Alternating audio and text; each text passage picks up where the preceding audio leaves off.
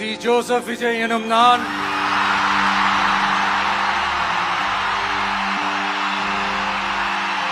தமிழ்நாட்டு அரசின் முதலமைச்சராக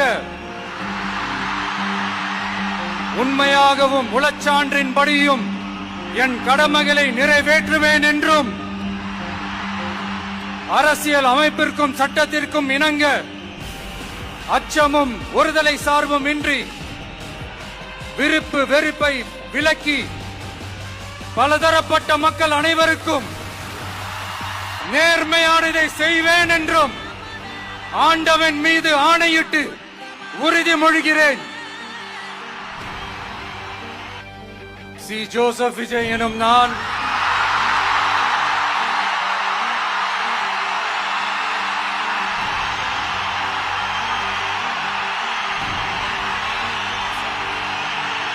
சட்டப்படி அமைக்கப்பெற்ற